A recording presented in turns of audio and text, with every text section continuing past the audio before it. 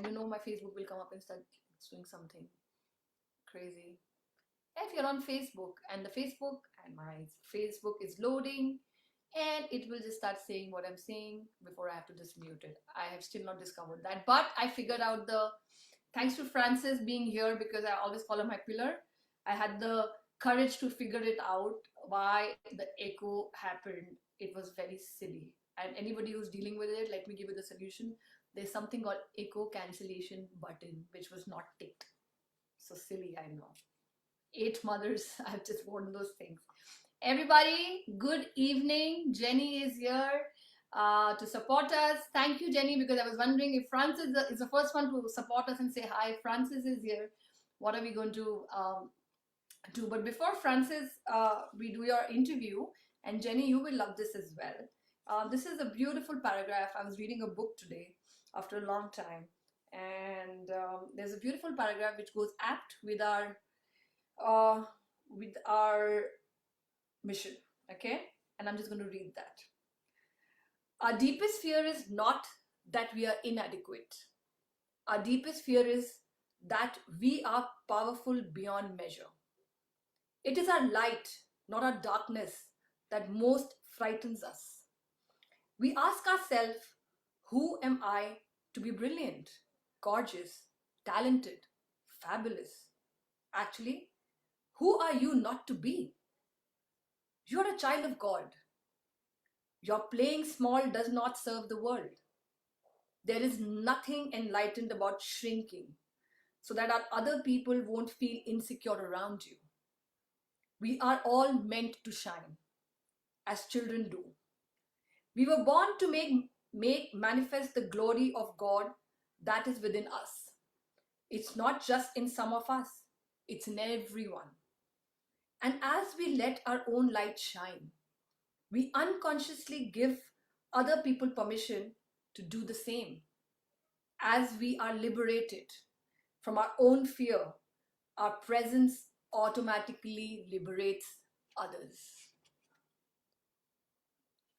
Isn't that beautiful, Francis? I'm still getting goosebumps. I've read it since morning so many times that it's my clue, a great reminder. Thank you sharing that. Jenny said, you know, this para, I'm reading it again and again and again, because as I mentioned in my last 3-4 days, somehow maybe post celebration, it was that, when you reach one point and suddenly you're trying to control your energy and then it go pop down.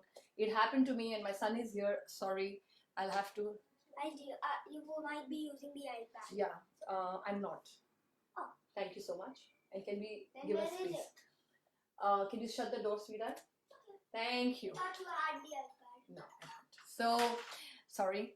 And so I was just feeling this like energy, and I was pretty low with cold, etc. coming on, and I just thought that probably for a very long time I was trying to take in a lot of energy without realizing it, and then I went, and then I said in that interview, clues come in, right? Even in the morning I was feeling totally horrible, absolutely gone. And then this clue came in, and I kept on reading, and I kept on reading, and I kept on reading, and it's uplifted me totally. So I always say, when you are on a mission, there will be a clue. This book has been with me for ages. I don't know why I picked it up today. I've not even read a book for almost 4 months, 5 months, and I just picked it up, and I straight away went to the last chapter somehow, and it was the second page of the last chapter. I didn't even read from the starting.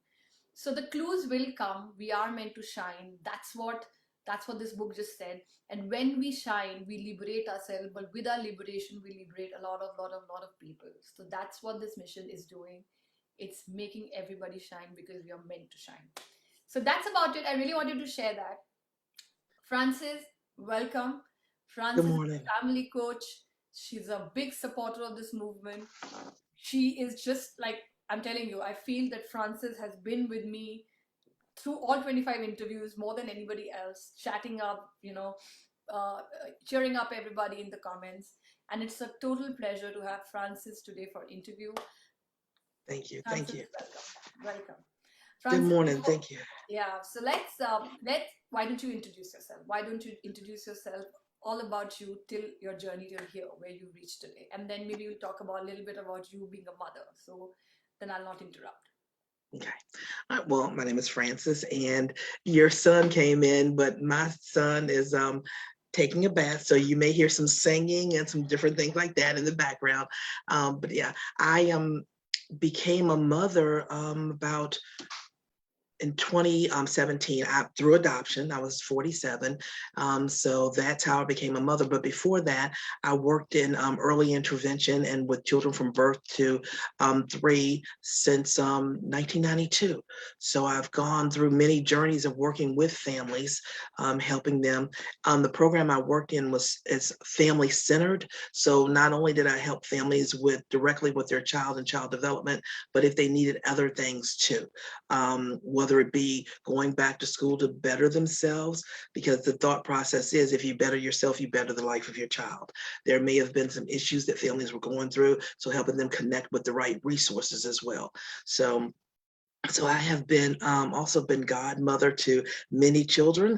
Oh gosh, one is going off to college for as a sophomore today. One started his senior year.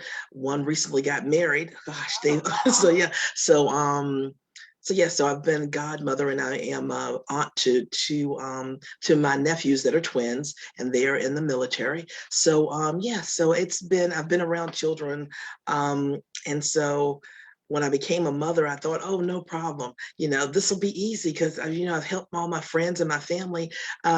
Surprise, you can't just give kids back once you you gotta stick through it all. So I met Jaden, my son, in 2015.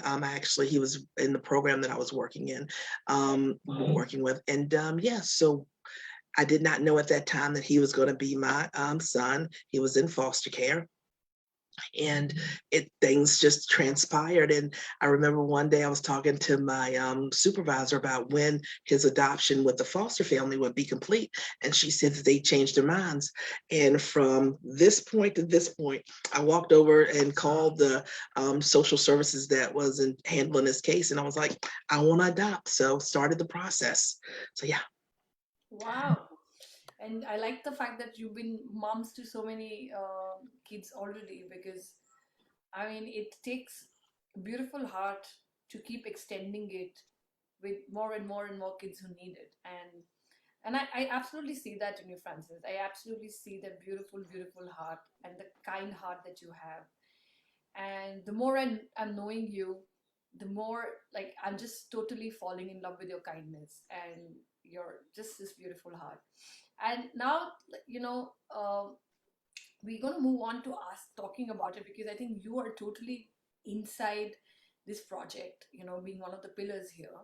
And before I go to this question, I always say that I want to announce the pillars, and I like keep forgetting it. So I will announce my 5 pillars right now. It's Okay. Debbie, and we have Francis, we have Kavita, we have Kitana Ramarapu, and we have Francis. These 5 are supporting me right here with this movement. In spite of being in different parts of the world, it seems we are too close, working too closely together and making this dream come true. So thank you so much to all 5 of you. Now, to just say that, you're so deeply into this project, one, from supporters' point of view, even when you were not a pillar. Now that you're talking to more moms, and now you're seeing, we are, somebody agrees or disagrees, we are still seeing the resistance coming you know, in submissions, and people can keep saying that we don't have time. In spite of being interviewed, we all saying, but the resistance sister is absolutely speaking onto our head right now. In spite of we being interviewed, we've still not stepped in to say, here's my portrait and that's my story. And it keeps happening to us. We will find an excuse to not do this. So what do you think? I like to ask this question: what do you think is happening? And we've heard it again and again, but there are new people watching it, and there are including you, including me, all of us will find an excuse to not reach the finish line, because we need to liberate ourselves from this whole chatter that happens and puts us down. Why do you think it's happening? Well, I think with this one, it's the fact that it's going to be written and put into a book that we want to make sure that it's right. I know that with me, I've got notes all over the place of what I things that I feel like describe me and what I'm going to be putting into my write-up. But it's also that it's not the perfection of wanting to get it perfect. It's as far as the how it looks, but how it sounds, because this will be immortalized in a book. And as of our journey right now, and our journey will change. And I think that's what we need to realize as the 100 women in the self-portrait, is that today is our journey, but as anything, there's evolution and there's change. So we just need to capture what's going on right now, do the best we can, and then keep going. So I think that's it, is that fear of what I write down now, does it reflect me? So I think that's a lot of what it is too. So yeah. Yeah.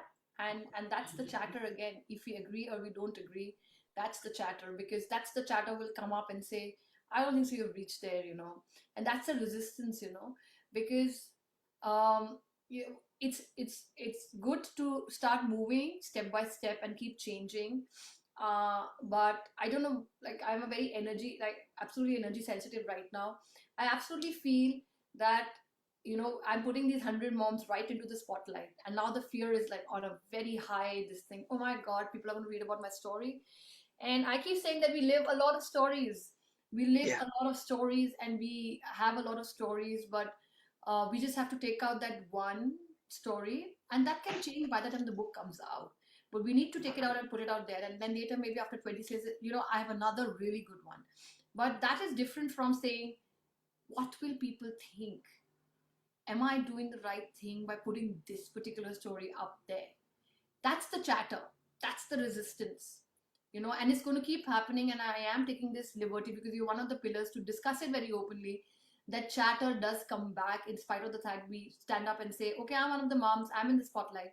It will keep coming back. And we just keep we have to just say, settle down. Let's start the first. Let's send the first picture. Let's see where it aligns, what it evokes, what is the thing, because we have a beautiful community coming up. And that's the only thing that I'm realizing. Of course, every step is a realization. Then, my God, this chatter is so strong. It It will is. keep stopping us from doing and shining. Well, because a lot of times, even though we are helping other people, and we don't put ourselves out there. What you're asking us to do is put ourselves out there in front in this picture and this write-up. And if you ask us to choose a female or a mom and write about them and take a picture of them, it would have been done just like that. But it's because of the fact that the spotlight is on us. And that is hard. So I love what you said the other day when you sent out you sent out a message about your journey. And that's what I had to know what my journey is, and my journey is family, the importance of family. So that's what I want my picture to reflect. So in my mind, I'm seeing images of what I want to do and things like that. But it was you having to when you said about it's your journey. What is your journey? And I know what my journey is, what I want to get to in the end, and what I want to focus on. So that really helped a lot. It's I always quote this group In Vogue: free your mind and the rest will follow. A lot of times we need to free our minds and stop the chatter and just let it go and do what we know we need to do. And it's hard because again, we're putting ourselves in a spotlight, which we usually don't do. We're behind the scenes making things happen.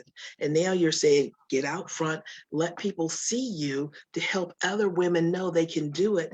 And so it's breaking a lot of barriers of expectations of ourselves. So yeah. Yeah, and I think this question is coming to a lot of mothers. And believe me, I'm like, okay, this is my next mom. And my husband's like, why is she in your book? Like, what has she done? Like, she's just a mom, and I am aligned with her. But what has she done? Nothing. Not every mom has to be a typical achiever into this book. She's a mom. She has a heart of a mother. She's doing what she is, and So some moms here I'm going to just place them because I think that they deserve the light, and this will take them ahead. So this will become their career to go ahead into the journey. Some moms have already taken the journey. They will become inspiration to these moms and many other moms and take their journey further. So like this book is nothing to do, there is no criteria that you have to be this mom or that mom. You're a mom, and there's something about you that, I am aligned, like I'm aligned with, and I'm feeling it, and then you will be there, like you or any, like I mean, any mom. And that's what my, like, I've been asked many times, and and moms themselves are wondering, why have you chosen me, like. I was guilty of that because when as you know, I came on as a cheerleader. And as I saw these wonderful women and the things they were doing, and then when you said that you wanted me to be a pillar, oh, no problem. I can do that because I'm a natural cheerleader. I want to support. That was no problem. That pillar should probably be my middle name. So that was no problem. But when you started talking about, I think I want you in the book, and I was like, what? Because I saw all of these other women doing amazing things. And I'm like, I'm a mom, yes, but what am I doing?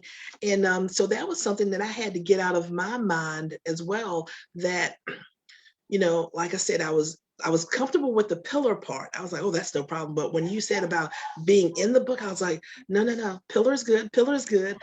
But it was I had to realize that, just like what you said, it's not how big you show up. It's the fact that you show up. So what you do, everybody does something differently. I equated to I was talking to a group before, and I was talking about a bonsai tree that was an apple tree. It produced apples just like a regular tree produced apples.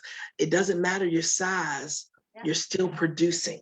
So that's the importance of it all. So yeah. And also, that the whole thing that mothers keep wondering, like do, like, really, what is a lie? But Francis, you haven't realized this, and I have not spoken to you about mom. It's just my whole energy right now is picking up the right moms. You've already impacted 3 lives or 4 lives by being their godmothers and supporting them. I have supported some people in my past, and some kids who were totally lost with nervous breakdown, etc. And I've moved, like, with them, supporting them to reach a point. They're earning money. They're, like, they're buying cars, and in spite of the fact they're just 7 8 years younger than me, they call, like, send me happy Mother's Day card, because they feel that the support they got, and that's an impact. That's an impact that you've already made. So you don't need to make an impact in the newspaper, or you don't need to make an impact on your page. You don't need. And my heart knew that your kind of a heart, it's not possible, it's not going to make an impact, it's not possible. And I totally feel you deserve to be the pillar because of the support you give, but you also deserve to tell your story, because there's so many moms who are making, like, for me, your story right now is you being a godmother. You're saying the family thing, but even being a godmother to so many kids who are getting married, who are going to get back to you, who are going to call you, and you saved those lives from going down the paths that could have created chaos in their life, chaos in society, chaos in their extended people. So how many people have you saved by saving 3 or 4 lives like that? That's an impact, totally. And I totally, I absolutely honor you for that now. And as in when I'm doing interviews, I am seeing pictures, and I see your pictures with your, not only with Jaden, but with all of them around you. Yeah. Bring them on, hold their Yeah. hands, get that picture out, because that's you. And that's the story. And that's what I'm saying, that get these stories out. Because in spite of making so much impact, we still think we've done nothing. We still think that, oh my God, like, life has just got wasted. We've reached 50 years, 55 years, 70 years, but life is just, but look at what you've done. And that itself needs to be celebrated. And that needs to be an inspiration in itself, because I know, one, what it takes to keep supporting somebody who's not immediate family, to take charge, and when they call you in the middle of the night, to say that, yes, this is what you need to do, and keep going. And it's amazing, it's beautiful, Francis. And this project is, I think the next 25 is going to be very, very intense, and that's where probably universe wanted me to be very muted. I am feeling geared up after what I read today, because my next clue came, and I picked up my next clue and said, this is what it is. So, like, you've seen so many interviews. What has touched you a lot about these interviews? Like, one thread that's going on and some interview that you remember that totally changed a lot of perspective about what you were thinking generally in life? How has it added to your life? Well, I think I couldn't pick out one because they have all been impactful. But I think like the young lady that was an engineer, and now she is, now she is coaching other women that are engineers. I, look at taking your skills and knowledge and seeing, okay, I can help other people. You know, Kara, who's our coach and how we met, she's just, I like with Kara, I guess too, and behind the scenes, she is, it's okay to say, I'm going to do something different. I'm going to change paths. She's not, she may have some reservations about it and things like that, but she's honest with it. And I think that's one of the things I really like about each woman too, is that you've got to come forward with your honesty of saying, I was doing this, but I decided this is not what works for me. Melanie, now that's queen. That's queen right there. You know, it's just, it's just that, everybody's voices are different, but their voices are important. That's what I really like. And then, you've got mother-daughter groups that are doing, it's just wonderful.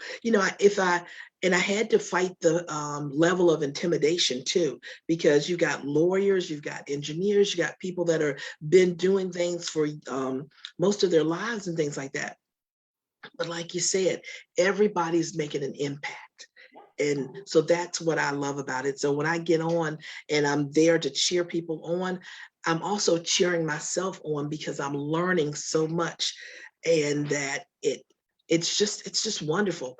I mean, I just, when I get, and that sometimes the interviews are late at night for me, Oh, and yes. sometimes in the morning, and you're like, Francis, go to bed. I'm like, no, I got to see this interview. So yeah, I yeah.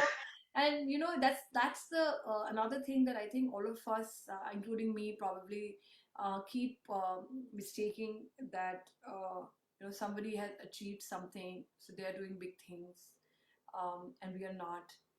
Look at, like, how old are you, and how many people have you already impacted? You've been doing it forever. Like, you have been supporting these kids forever. Yeah, Uh, actually, how many yeah. years? I July 2nd, 1992 is when I started working in early intervention. So yeah, that Almost we're 30 not, years. yeah, let's not talk about that. But anyway, so yeah, Almost 30 so years. yeah, Imagine. so it's been a long time. And and I think about this a lot too. There've been in that time frame lots of kids that I've thought, that were in the foster system or something like that. I thought, oh, I'd like to adopt and things, but not, but with Jaden, everything was aligned. And also with me, there's so much growth you have to put into yourself to know when you're ready to do things. And I'm so glad that I've invested in myself as well, with the coaching, with counseling and things like that, to help me to grow. That's one of the things that we cannot be afraid, as not only moms and women, but as individuals, to invest in ourselves to grow. So that's yeah, but I've been doing this for almost 30 years. And yeah. That's what we need to owe up to and say, oh my God, doesn't matter, lawyers, yeah, they all are achievers, and so are you. And that's precisely what I'm trying to say. And that's precisely, it's a leveled up stage for everyone. And it happened to me as well. When I was starting this, I was talking to my brother-in-law, and I was telling him, you know, I was invited to a very big stage where Mawansa, I miss her totally. She was my first champion, and she's going through something, so she's missing right now, but she will come back. But I was telling my brother-in-law, I don't know why Mamansa is giving me this stage with so many people in Zimbabwe. I don't know what. I'm just too new to this world of online. I don't know whether I could do it. And she's like, "You're not new. Well, like, you've been doing it for 20 years. How many photography events, like how many families you've shot? You have headed a poetry movement for 12 years. You've headed a printing and design unit and worked for schools for almost 12 years. You've been teaching photography. You've been in a health space now. You've done so much. this is just another tool that you're using, but you have been doing it and impacting so many lives for almost 20 years. And that made me realize that, yeah, why am I behaving like this newbie who's come into the, world and said, yes, I actually know what I'm doing. And that gave me a lot of confidence, because I did realize that, yes, I know what I'm doing. So I think we keep putting ourselves, and this is what is called resistance.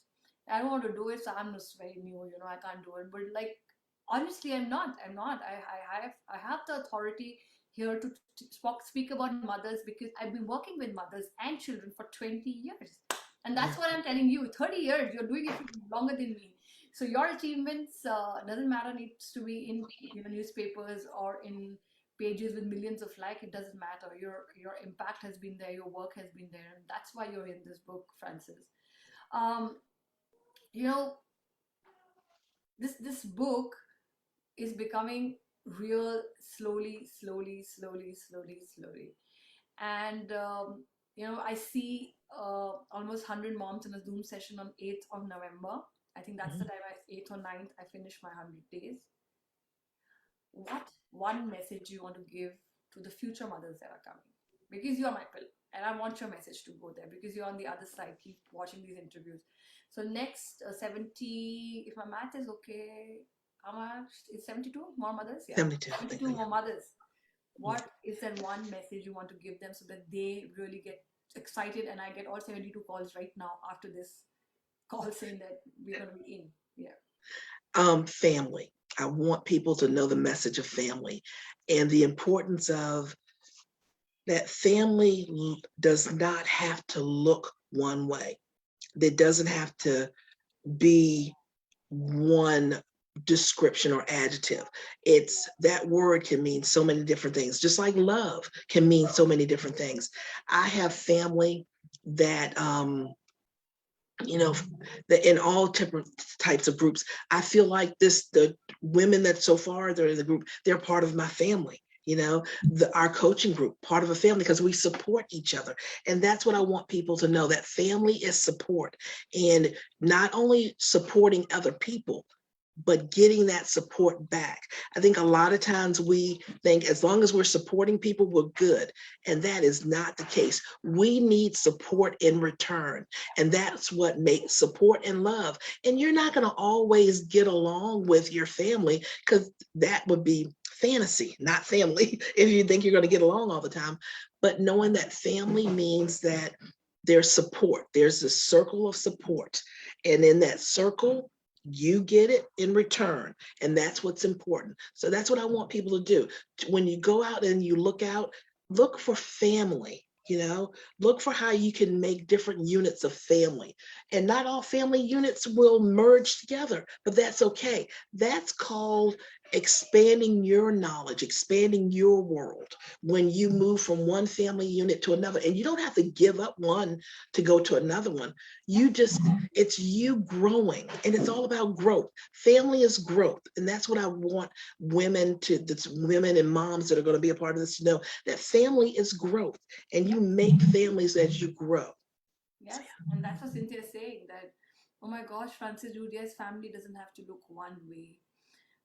That's so true. Rashmi is saying, Elizabeth is here, exactly, show up. And then Jenny is here. What an incredible testament to be given the role of a godmother, and so inspiring to have adopted. You have given that little boy such a blessing. And this is beautiful, Francis. And you're absolutely my favorite person recently I've met online. And I want your dream to come true. And I am going to come to the question of actually putting your dream in right now and manifest it through this interview and then in the book. Oh, well, my dream is I've started a family coaching business, because I want to help people with that piece of the family. Because a lot of times what blocks us is our experiences with our families that we grew up with and things like that. So I want to help people to know that those are, we can work through those things, and that and by working through those things, we can then grow. And first, it's okay to focus on yourself. If I had not focused on myself first, I would not have met you. I would have not met Kara. I wouldn't have met all these other wonderful people, because I would have been like, oh, well, I'm not worthy of this. Yeah. But I am worthy. And I want people to know that you are worthy. You're worth you putting the effort into yourself. I was thinking this morning too about a lot of times when we think other people need to change, sometimes it's not. A lot of times it's not about other people changing, it's how we expect for other people to interact with us.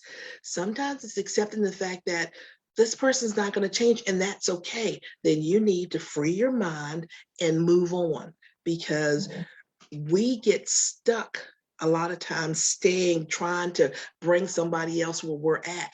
We can't control that person. So I want to work with families, individuals with parenting, to help them start off on the right track, whether they're thinking about having a child or adopting. Let's talk about that. I know that the mistakes I made, I want to help other people try not to make those same mistakes. I thought, oh, no problem with adopting, because I'd worked with families for so long and things like that. No, there's some things that you really need to think about and stuff like that, even beyond what the classes they offer you when you're adopting.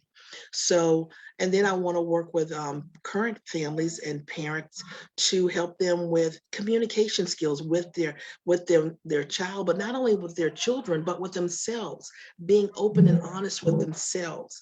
And then, so yeah, there's so much I want to do in helping parents, because I want to create that family, not the way I see family, Yeah. but the way they see family, and how that's going to be positive for them. So Yeah. yeah. And I think in COVID times, that's even more important right now. You're definitely needed to start stepping up into your life, because a person like you is needed for families at this point in time. I think there's a big confusion happening, that the families that send their children to school, to online class, like, are like shifted to online classes. We're trying to tell our children, no, no, no, no, you lose onto a year if you don't study. Your math is going to go. So there's a big difference with with the adjustment that's happening, and at that time we need to know that maybe the family that existed pre-COVID, which got up in the morning, danced, and sent the school to children, kids to school, and then they waited for them to come, then they went for the football ground. Like, India is still in lockdown and might be coming up again. um, you know this is the second year for my child on online classes. My family system has changed, and I'm still trying to adjust. And I need to know this. I need to know this, that that family is gone at this point in time. I don't know for how long, but that family who sent their child to school happily in the morning has gone. So that entire adjustment needed, and we need support. And even Yeah.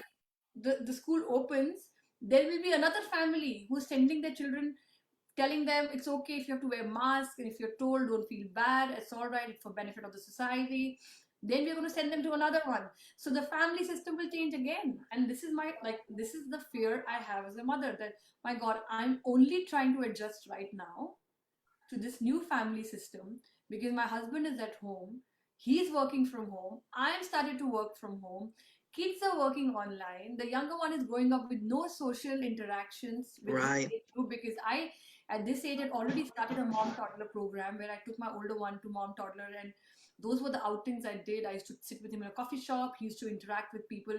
At coffee shop, people I used to say this, he's my youngest customer, because he was 3 months onwards, and rocking in other people's lap. And now, because of COVID, people don't want to pick the kids. We don't want to give the kids. So, I'm just saying that your family support is needed. We need more family coaches right now, because one, we need to understand today what's happened and adjust to that, and then be prepared to adjust to another one when things get okay, or a new virus comes in, or something else happens. So we need to step in to people like you more.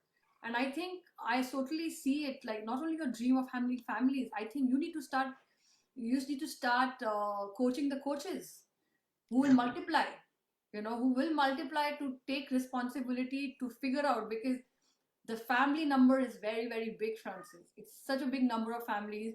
Teenagers are also suffering badly. So we don't need one Francis, we need at least thousands of Francis coming up right now to say, let's have different families. Let's have, like every family is different. Let's develop our own system. The new system is this, and the new, challenge is this. So I feel that your responsibility is even bigger now, of Yeah. not only, like I'm dreaming for you right now, that you're actually preparing 1,000 plus coaches across the world to start coaching like you, and to have the heart like yours, to have the patience like yours. That's the dream that'll, like, if even your dream came true, Francis, I'm getting goosebumps. I keep saying that. If your dream came true and we had those 1,000 coaches to help, I will definitely hire one who can closely work with me here. And then I think many families will bless you, and a big impact for future generation will be done. So you have a lot of work to do, Yeah. and you know that I am very consistent in pushing and putting and, you know dancing with all of you and your dreams, because I found my mission to do that, to hold your dreams, to hold, make sure that any message comes through, I can give it to you. And we're going to, you say you just want to save families, I am saying I want Francis to make 1,000 more Francis here right now, working from today onwards, so that 1,000 more Francis can save meaningful families across the world. Yeah. And what something that you said there too is the patience piece to it, understanding that, and this is something I had to work toward. This wasn't something that came to me naturally. Understanding that what works for me does not work for another person, and showing that patience and not reacting, because I was a very reactive person. I had to realize that that was not serving me or anyone else. So just because someone doesn't think the way you do and things like that, just because one parent sends your child to school and another parent doesn't make one parent better or worse than the other.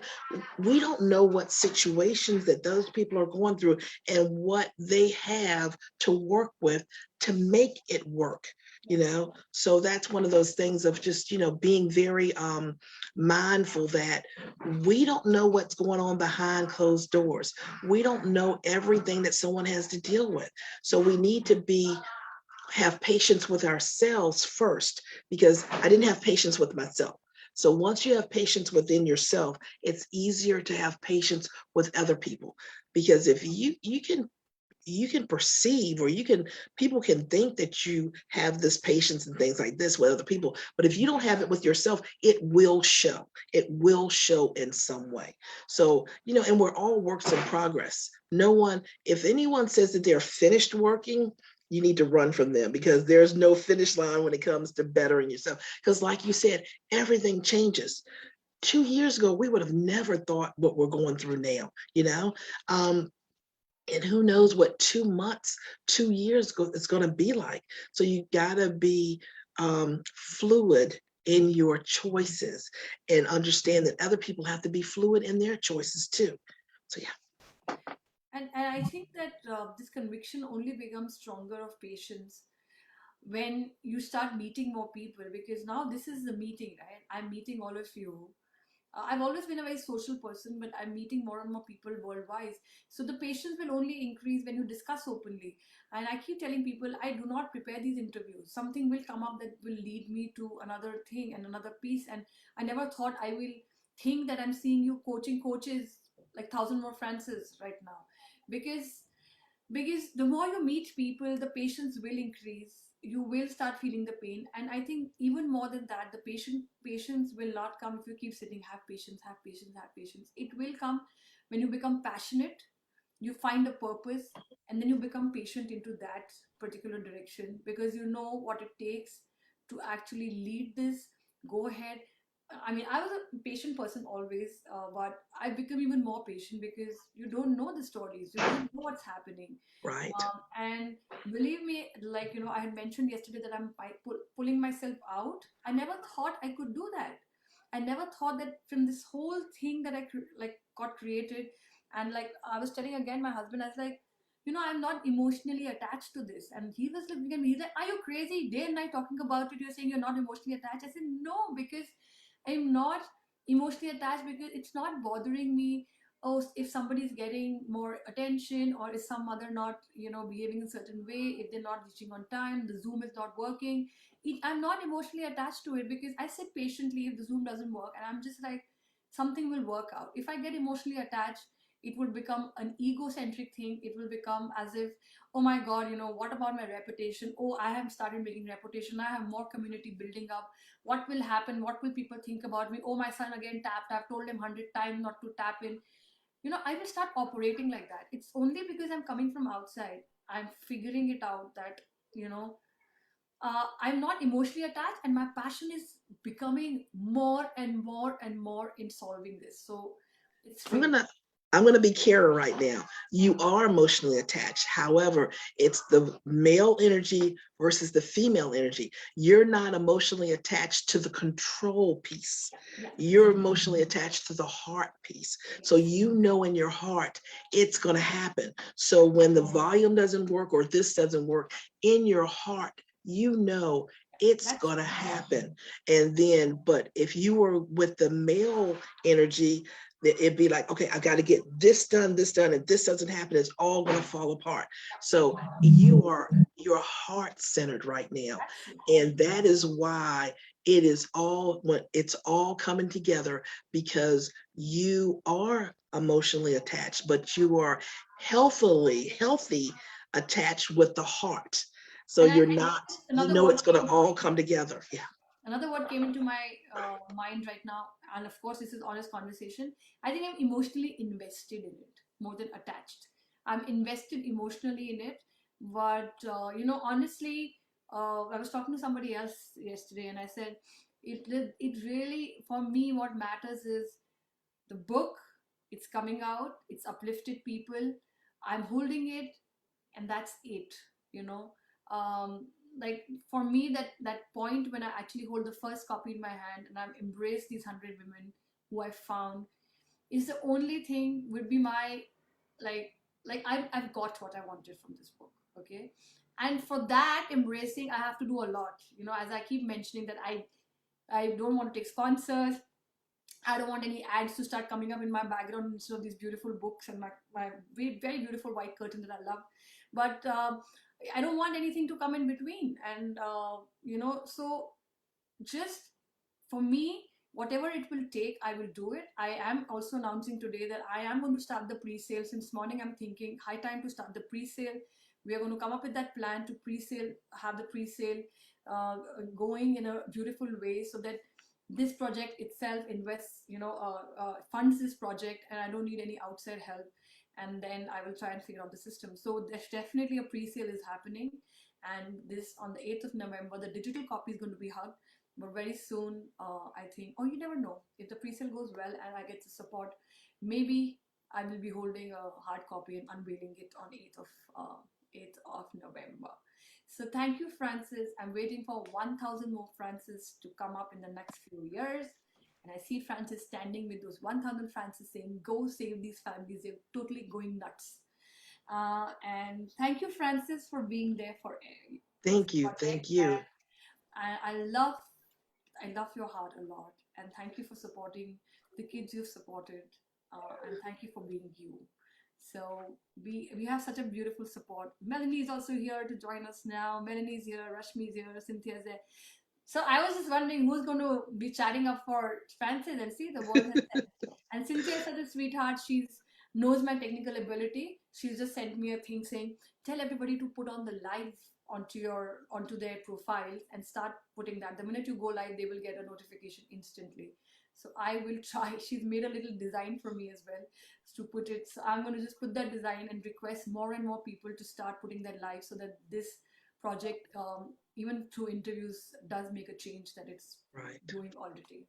Thank you so much, Francis. Thank you. Thank you. I will go off live now. Love you guys, and you stay on. Bye bye, people.